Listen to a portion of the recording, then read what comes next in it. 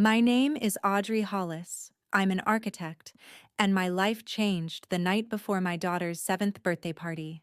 The text message arrived at 7 p.m. No call, no apology, just cold white pixels on the screen, breaking my quiet concentration as I frosted Clara's cake. It was from my mother, Patricia. "We're not going to your daughter's birthday party. Your house is a rude. Your brother just bought a $30,000 BMW. I didn't cry. I didn't even argue. I just stared at the message. They had chosen an old German sedan over their niece's birthday party. After years of being the invisible daughter who built structures while everyone else celebrated her brother's existence, this was the final design message. So I picked up the phone and sent a short reply, "Just celebrate his car." Then I deleted them. Not just the message, but their entire visibility. They had no idea that the dilapidated house they were referring to was the Obsidian, my $10 million mansion, the very place they avoided because they couldn't understand my success. They thought I was having a picnic in the backyard. They had no idea that the biggest surprise of the day wasn't Clara's cake, but the image of that $10 million mansion on the front page of a major design magazine. But that broadcast was just the first wave. Before I tell you what happens next, let me ask, have you ever had to set a boundary so clear that it completely changed everything in your family? If you've ever felt invisible in your own home or decided to respond to indifference with success, let me know in the comments. Sometimes silence isn't weakness, it's a perfect structural design. That single text message from Patricia was a blunt reminder that despite building a coastal architectural masterpiece, I was still Audrey, the daughter who always came second in the Hollis family. Growing up, the family structure was simple. My younger brother Brandon was the heart, and I was the load-bearing wall no one noticed. When I was 10, Christmas morning always started with my mother's voice calling for Brandon, praising the newest gadget or expensive toy under the tree. My gifts were always practical, a technical drawing kit, a leather-bound sketchbook, things that confirmed my predictable, less exciting existence. "You like recording things," my mother would say, making it sound like a consolation prize for lacking personality. My father, Walter, always affirmed her. The favoritism wasn't outright cruelty. It was a steady quiet forgetting that accumulated over years like dust on a forgotten shelf. When I was 16, I won the State Junior Architecture Award for a sustainable housing model. I brought the small trophy home hoping to see pride in my father's eyes. "That's nice," he commented, barely glancing at the award. "Just don't stay up too late. You need to help Brandon study for his SATs." Brandon had already failed the test 3 times. He struggled academically and lacked ambition, but he had unlimited financial and emotional support. Every resource, every cheer, every spotlight was reserved for Brandon, the designated family treasure. I was the fixer, the achiever, the one relegated to seeking validation in the silence of the old wooden shed behind our house. I found my refuge there in the smell of cedar and rust. I'd sit on the dirt floor sanding old planks until my arms ached. One summer, I built a small wobbly table. Its legs were uneven, the edges rough, but it stood. I ran my hand across the wood and realized, this is mine. This is the first thing in my life no one can take credit for. That table was the only thing I took with me when I left for Columbia on a full scholarship. When I walked away, no one drove me to the airport. Patricia simply advised, "Keep in touch with Brandon. He needs you more than you know." For years in New York, my mother's calls were merely financial updates on Brandon's struggles. She constantly hinted I should redirect my scholarship money to him. The situation intensified when I finally achieved genuine success. Last year, when I secured the land deal in Malibu to build the Obsidian, I called home wanting to share the milestone. "I'm building the biggest project of my life," I told them. Walter's only reply was, "Is there room for Brandon to crash? He's having a tough time with rent." Not a single word of congratulations, just an immediate selfish request. Then came the texts about the $30,000 BMW. Patricia had plastered photos of the silver sedan all over social media, the fruits of hard work. She conveniently omitted that they'd leveraged part of their retirement savings to provide the down payment. They consistently risked their own security for Brandon. But when it came to Clara, their only grandchild, they used the excuse of my shabby house. It wasn't about the house. It was about proving that Brandon, even with his failures, was still their focus, and my success was nothing but an inconvenient truth. The subtext of her text was clear. You and your daughter are less important than Brandon's used car. That night, standing in my own multi-million-dollar kitchen looking at Clara's birthday cake, I decided I was finished waiting for them to validate me. Pain asks for pity. Justice requires action. The decision was quiet, not angry. It was the calm clarity that comes after accepting a long-denied truth. They rejected my invitation so I would rebuild the guest list entirely. My project, The Obsidian, wasn't just a $10 million house. It was a manifestation of my independence and a critique of the Hollis family structure. The villa itself was a study in minimalism and structural honesty perched on a sheer Malibu cliff overlooking the Pacific. I named it The Obsidian because of its dark angular design and the hard reflective surface that mirrored the strength I had to build within myself. Designing it took 3 years of relentless focus, pulling all-nighters and fighting zoning commissions, all without a single word of encouragement from Patricia or Walter. Now, the Obsidian was ready, and I was going to use it to host Clara's 7th birthday. But this wouldn't be a typical kids' party. It would be an intentional gathering, a counter-celebration to the decades of exclusion I had endured. The first person I called was Owen Pierce, a college friend who became a high-powered corporate attorney and occasionally my closest confidant. Owen understood the Hollis dynamic intimately. His own family was similarly complex old money with strict, suffocating expectations. "They called your $10 million villa shabby," Owen asked over the phone, his voice incredulous. "Worse," I said, looking at the ocean shimmering under the moonlight. They compared it to Brandon's car. There was a silence on his end. Owen was the practical one. "Audrey, what's the move here? Because I know you're not just going to let this go." "No," I replied. "I'm not fighting them. Owen, I'm simply redesigning the room."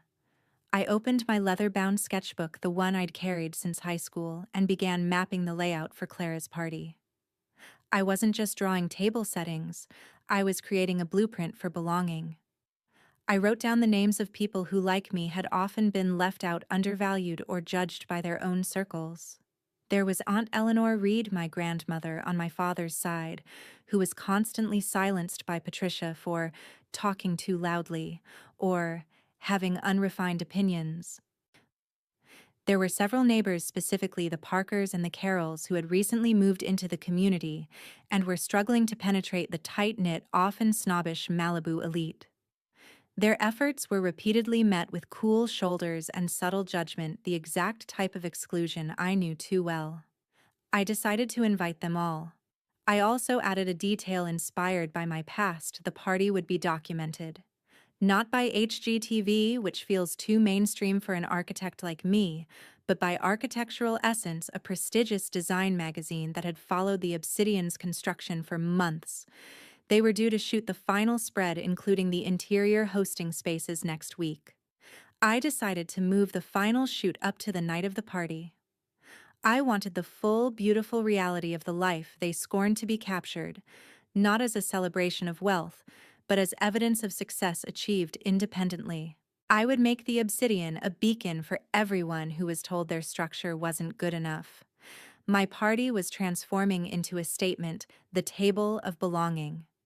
The next 2 days became a focused architectural project. My tools weren't T-squares and drafting paper, but place cards, lighting plans, and catering invoices. I moved with the precision of a builder, inspecting beams for strength.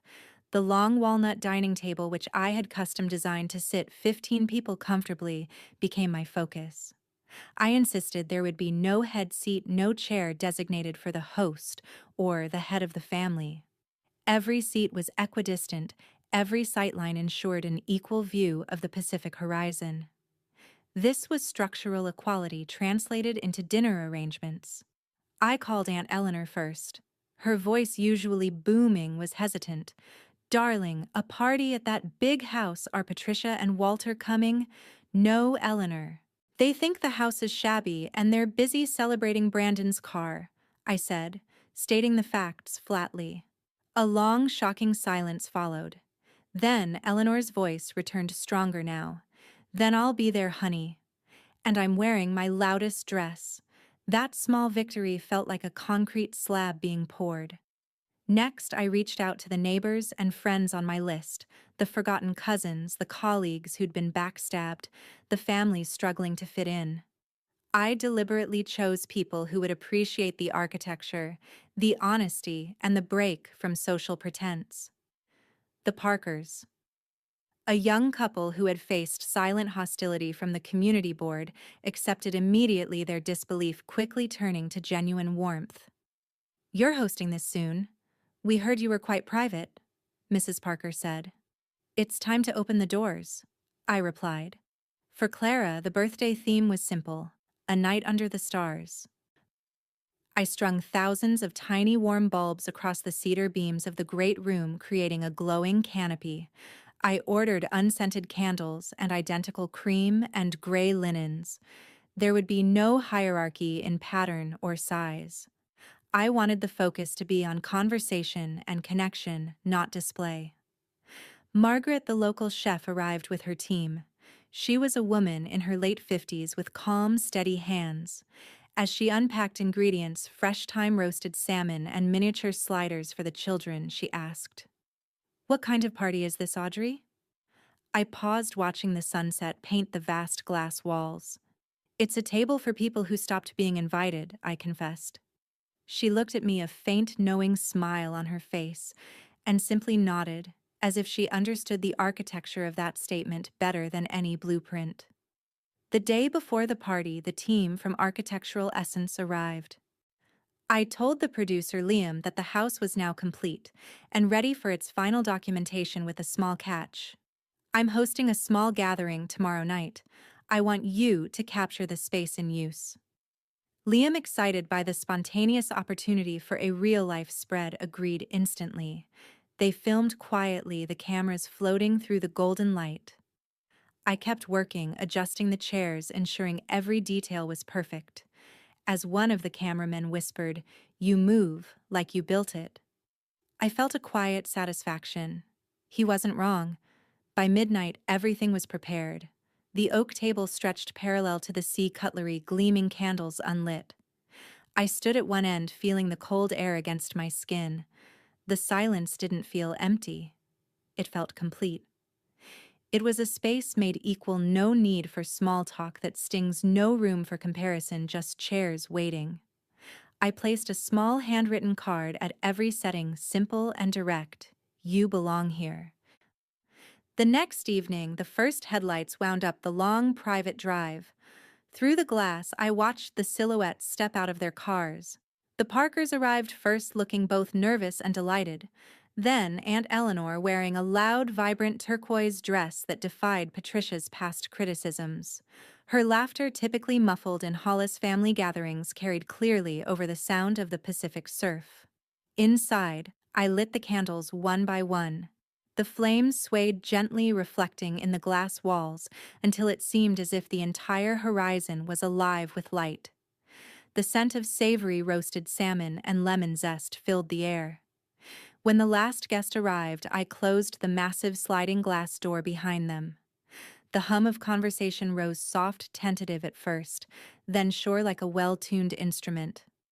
I took my seat, not at the head of the table but halfway down. The real magic wasn't the $10 million view. It was the easy rhythm of forks against plates and the warmth of voices that once had nowhere to go. Owen sat next to me, watching the scene unfold with a rare, satisfied grin. I watched Clara.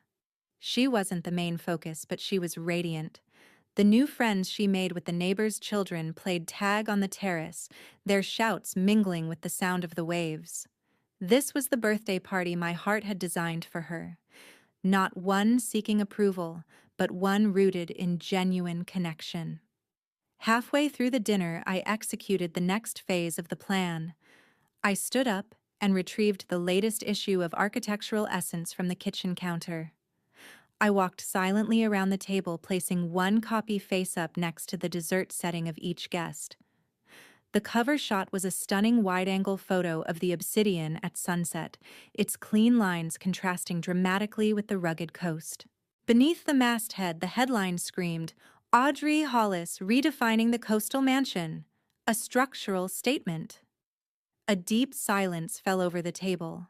The first person to pick up the magazine was Mr. Parker, his eyes wide as he looked at the photo, then up at the room he was sitting in, then back down at the cover. Mrs. Carroll gasped faintly.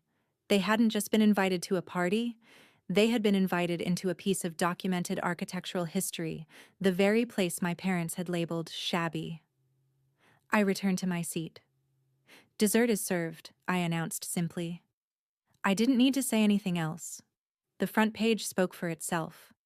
This was the moment the table felt truly full, not because my biological family was missing, but because every chair was filled by someone who chose to be there, and who finally saw the full truth of what I had built. The next morning, the impact was immediate and exponential. The Architectural Essence issue had hit major newsstands that same morning, coinciding perfectly with the digital and social media release of the feature. The sheer scale and success of The Obsidian were now public knowledge.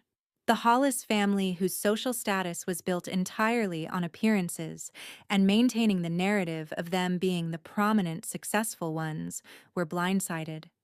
They had completely miscalculated the extent of my achievements, clinging instead to the self-soothing lie that I was merely a struggling, overly serious architect in a shabby house. My phone began vibrating nonstop. The screen lit up with missed calls and aggressive text messages. The calls came stacked: Walter, then Patricia, then Brandon. I let it ring. The first texts were a clumsy mix of shock and faux concern. "We saw the magazine. Why didn't you tell us the house was being published?" Then came the immediate pivot to accusation, the hallmark of their self-preservation. "You embarrassed us. Everyone in the community is asking why we weren't there. Call me back immediately." I did not call back. I opened my notebook and checked off the last box on my list: statement delivered. Owen called, his voice laced with professional satisfaction. "Audrey, you are trending in the architecture world. Your firm's website crashed twice, and your mother's bridge group is having an absolute meltdown over the shabby comment." He paused for effect. "This isn't just personal revenge. This is a PR goldmine for your brand." The biggest impact came from the neighbors. Mr. Parker, who worked in finance and understood the value of the asset, called back, not to congratulate, but to apologize. "Audrey, I need to be honest. When we first moved here, your parents reached out and gave us the distinct impression that you were a little eccentric, a bit difficult, and that your property wasn't up to the standard of the neighborhood. We regret judging you based on their words." This confirmed my deepest suspicion. Patricia wasn't just neglecting me. She was actively, deliberately undermining my reputation and isolating me within my own community. The family continued their onslaught. Brandon, surprisingly, was the most panicked. His text read, "Mom and Dad are freaking out. They need you to issue a statement that they were there or something. My new car deal might fall through if they think my family's broke, or worse, toxic." The audacity of his selfishness was astonishing. He was worried about his car deal, not the 7 years of psychological damage he and my parents had inflicted. I looked outside. Aunt Eleanor had driven back to the Obsidian and was sitting on the terrace sipping coffee, enjoying the morning sun. I brought my phone and sat beside her. "They'll try to rewrite it," Eleanor warned softly, her gaze steady. "They'll say it was a misunderstanding." "I know," I replied. "Then don't argue," she said. "Just let the truth sit in the open. It's stronger there." An hour later, my phone buzzed again. Patricia. This time, I answered. I answered the call and immediately put it on speaker, placing the phone on the same counter they had ignored for years. Aunt Eleanor sat beside me, sipping her coffee, a silent witness. Audrey Patricia began, her tone falsely gentle, laced with forced sincerity. We watched the magazine release. I think there has been a huge misunderstanding about what I texted. They made it sound like we excluded you, like we're bad parents. That isn't true. Brandon was moving that weekend. You know how busy things get. I didn't let her finish the practice defense. You excluded me in your own words, Mom. I still have the text. You called my house shabby. A house that is now the subject of an international design feature. There was a long silence pregnant with her building indignation. Then came the familiar shift, the defensive lilt, the practiced rationality designed to gaslight me. You're overreacting again, Audrey. We've always supported you. We just didn't think you'd want to make a spectacle of a child's birthday. You've always been so private. Aunt Eleanor's voice cut in steady and measured the sound of years of suppressed resentment finally being released. Patricia, stop. I've watched you do this since Audrey was a child, always diverting the light away from her. You built the entire family around Brandon's convenience and comfort. You told yourself it was fairness. It wasn't. It was calculated favoritism. Mother, this is not the time, Patricia snapped, her gentle facade completely gone. It's the only time, Eleanor countered, leaning forward. You didn't just hurt Audrey. You actively damaged her standing in her professional community with your lies about her eccentricity and her shabby life. You deliberately attempted to isolate her. That's not a misunderstanding, Patricia. That's character defamation.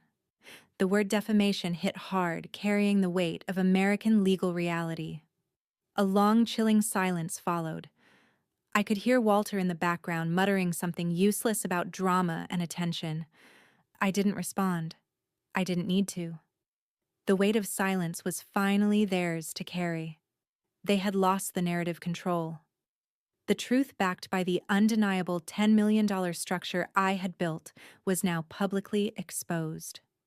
When the call finally ended abruptly with a sharp click, Eleanor looked at me over her teacup. You didn't need to win, honey, she said. You just needed to stop carrying their burden. 2 days later, the obsidian was quiet again. The dining table was polished, the chairs neat, but the air still held the faint, lingering scent of salt lemon and collective honesty. The villa stood in full light, its glass walls reflecting the clear Malibu sky. I had not turned on my phone since that confrontation call. Instead, I worked in my studio designing a new wing for a major client. My focus was absolute. I was building, moving forward, no longer looking over my shoulder.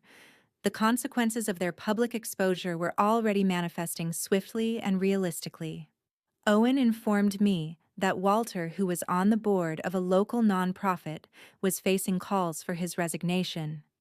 His public profile as a pillar of the community was crumbling under the weight of the viral story of parental favoritism and the mean-spirited text message. Brandon's leveraged car deal did indeed fall through. The dealership, citing social media backlash and character concerns, pulled the financing. Their reputation, which they valued above all else, was the collateral damage. That evening, I invited Aunt Eleanor, Owen, and Clara to the dining room. I didn't set the massive walnut table. Instead, I brought out the old, small cedar table from my college dorm, the one I built in the shed. Its surface still carried the faint scars from when I first sanded it as a girl. I set 4 plates on it. This table, I said, running my hand across the worn wood, is the real structure of my life. It was built with my own hands and my own rules. I looked at Owen and Eleanor, the people who had shown up when my biological family refused. I looked at Clara, who was drawing peacefully. I made the final decision. I was done. There would be no follow-up calls, no olive branches, and no further attempts at reconciliation. They had made their choice clear years ago, and my final reply, The text, the magazine, the boundary was my choice now. They had asked me to choose between them and my success. I chose success, and in doing so, I chose peace. The next morning, I sent a final short email to Patricia and Walter. This is to confirm that I have blocked all communication. I have built the life and the family I need. Please do not contact me or Clara again. Audrey. It wasn't redemption, it wasn't triumph. It was balance. I stepped out onto the terrace. Below, the sea breathed in a slow, endless rhythm, the same rhythm I'd heard my whole life. Only now it didn't sound like distance.